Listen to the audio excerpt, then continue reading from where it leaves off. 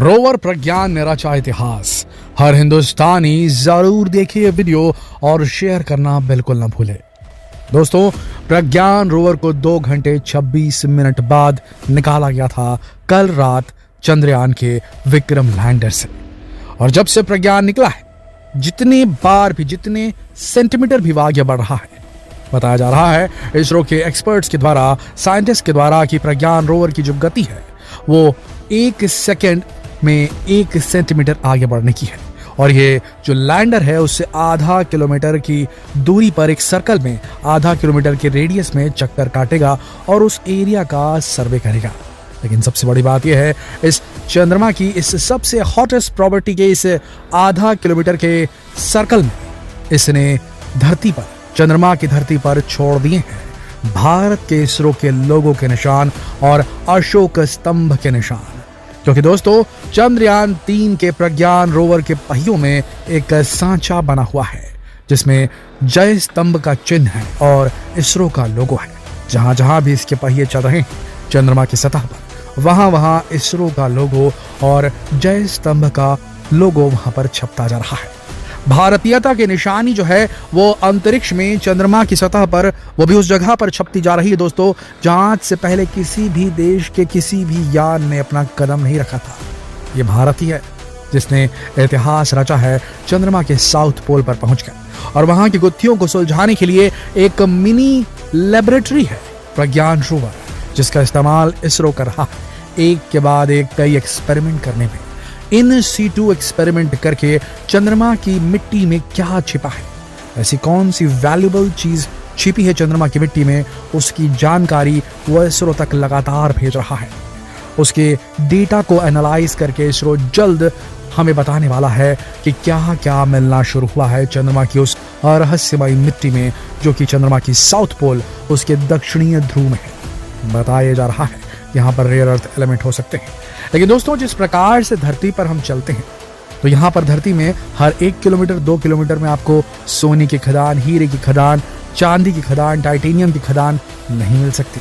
ठीक उसी तरीके से चंद्रमा एक बहुत बड़ा क्षेत्र है और उसके सिर्फ आधे किलोमीटर के रेडियस में हम अपने प्रज्ञान रोवर के माध्यम से रिसर्च करने पहुंचे।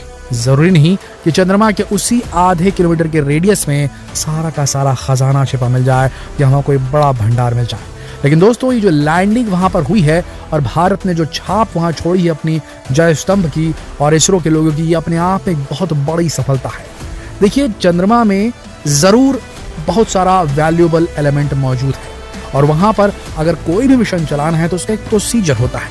पहले वहां ऑर्बिटर भेजो जो कि वहां की सतह को करीब से वीडियो और फोटो के माध्यम से समझने में वैज्ञानिकों की मदद कर सके। फिर वहां लैंडर भेजो जो डायरेक्ट फिजिकल कांटेक्ट में आए वहां की मिट्टी के, और वो सारे एक्सपेरिमेंट जो धरती पर किए जाते, अगर मिट्टी वहां से ला करके लैब में दे दी जाती है इंडिया की, तो वही एक्सपेरिमेंट वही लैब भेज दीजिए आप चंद्रमा की सतह पर। और वही किया इसरो ने, प्रज्ञान रोवर के रूप में एक लैब ही भेज दी गई है, एक मोबाइल लैब भेज दी गई है प्रज्ञान रोवर के शक्ल में चंद्रमा की धरती पर। और वहां पर वो एक्सपेरिमेंट करने वाली वहां की मिट्टी की और वहां से इंफॉर्मेशन ज्ञात करके इसरो को इंफॉर्मेशन देने वाली है कि अगर साउथ पोल की मिट्टी में कुछ फर्क है भी या नहीं दूसरी जगहों की मिट्टी से, क्योंकि चंद्रमा की कई अलग अलग साइड से मिट्टियां इकट्ठी करके धरती पर भेजे जा चुके हैं कई मिशन के दौरान अलग अलग देशों के द्वारा।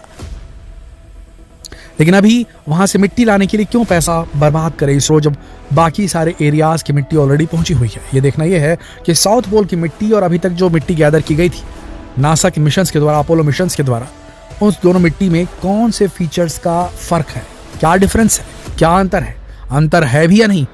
तो दोस्तों, इस तरीके से इसरो एकदम कॉस्ट इफेक्टिव मिशन चलाता है। वो अब वहां से मिट्टी लाने के लिए मिशन भेजना जरूरी नहीं समझेगा।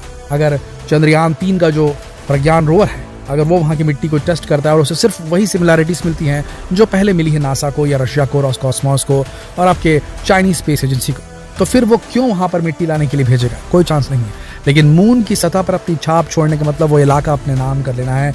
और चंद्रमा आने वाले वक्त में, चंद्रमा में कुछ मिले ना मिले, लेकिन सौर मंडल में ऐसे कई ग्रह और उनके कई उपग्रह मौजूद हैं जहां पर पानी भी मौजूद है, जहां पर वैल्यूएबल चीजें भी मौजूद होने की पूरी संभावना है।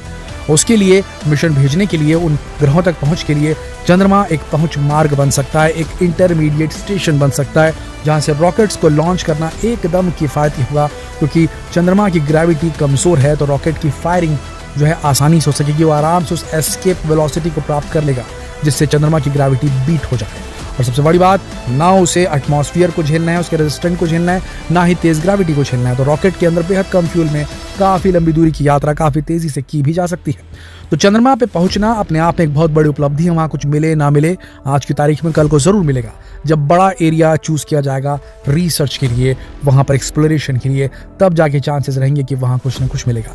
अभी की स्थिति में हम ज्यादा संभावनाएं नहीं बता सकते।